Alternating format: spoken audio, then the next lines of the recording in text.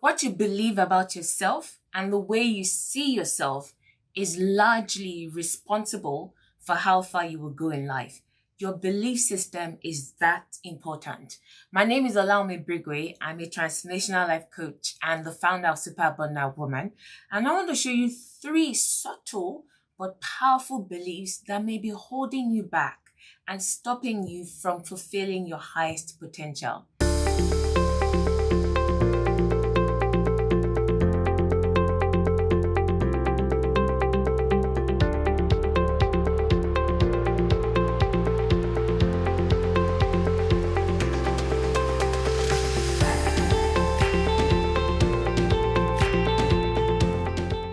You see, your self-image regulates how you show up in life. Your self-image, meaning the way you see yourself, will regulate your choices, your decisions, your actions, your behavior, the way you interact with people. So that's why we must always scrutinize our self-image and pay attention to how we actually view ourselves, not necessarily how other people view us, because that can change in an instant.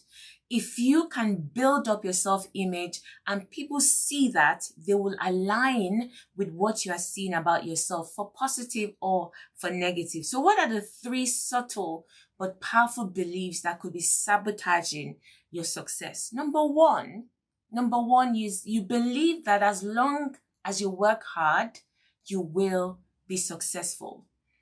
Hard work is not the only key to success.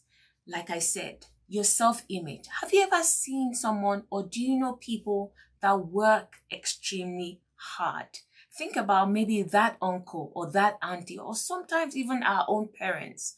They worked hard, but at the end of their lives, or towards the end of their lives, or when they were retired, they didn't really have much to show for all that back-breaking work. So hard work alone is not enough for you to enter into who God has created you to be. Think about the children of Israel. They had slaved in Egypt. They had worked extremely hard. But when it came time for them to go into Canaan and possess it, and God was calling them into Canaan, their self-image of slavery kicked in. And no matter how hard they tried, they always found themselves reclining and saying, no, it's not possible, we can't do it.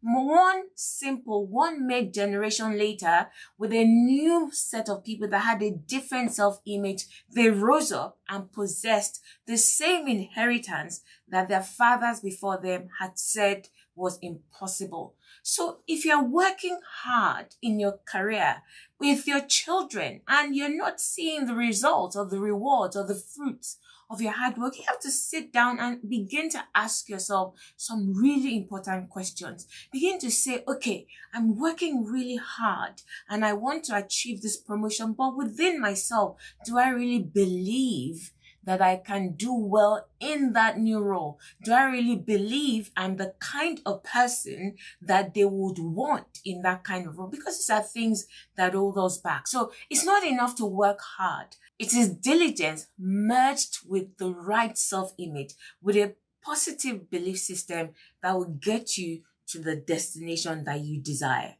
Number 2, you believe you can only succeed if you have what others have. In other words, you feel disadvantaged. You feel like the reason why they are succeeding is because they have that. The reason why she got the promotion is because she went to an Ivy League school.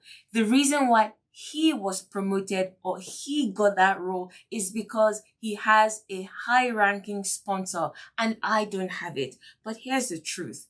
Everything you will ever need to move forward in your life already exists in your environment. So if you begin to engage in wishful thinking, I wish I had that. If I don't have this, then I can't move forward. You've actually eliminated yourself from the race. The right question to ask is, with what I have, What can I do with it to get to where I'm going? Even if it looks like you're going to need 10 and you only have one, start with the one. Before you finish handling the one, the number 2 and the number 3 and the number 4 will show up in your life. So don't ever allow yourself to get trapped in that whole, oh, I'm disadvantaged. Oh, I don't have this. That's why I don't have that, or I can't have this. Do you see what I mean? Because you are literally eliminating yourself from the race and telling yourself that because I don't have this, it's impossible for me to have that.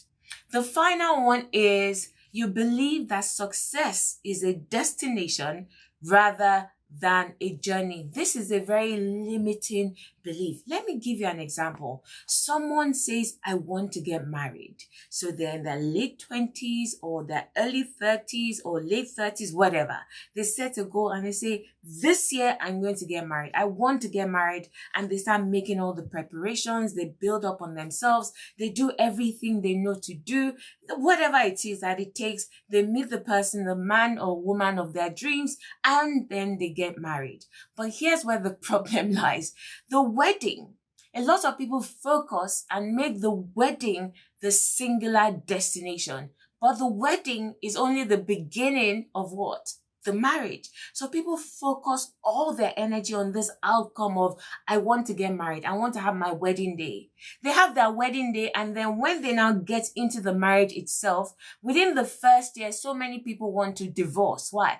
Because they are shocked by what they experience in that relationship. They're shocked to learn that, oh, you mean I have to continue growing? You mean I have to actually adapt to living with this man or this woman? You mean I have to begin to watch my tongue? You mean I have to show up differently? You mean I have to get used to somebody being in my space 24 hours a day? Oh, yes. Okay, the wedding, you taking off and saying, now I'm married, was only the beginning of the next phase. So what am I saying? You have to always have a student mentality. Don't allow yourself to get to anything, any destination, any outcome, and then just say, I can relax now, everything is fine. No, everything is not fine. Because if you don't begin to expand your capacity to fill in that new role, what was a success could actually begin to become a curse. It will begin to squeeze the life out of you. Someone that was so excited to get married, within the first 6 months, you see them and they look depressed. And you're saying, what is going on? I say, I don't understand what's going on in this marriage. It's because they thought that it was a magic destination. No, every accomplishment is actually the starting point for the new level. So this is Allow Me Brigwe. I hope those 4 things have begun to shift the way you view yourself, because if you begin to deal with those belief systems, see how far you will go in the next 6 months. See you in my next video.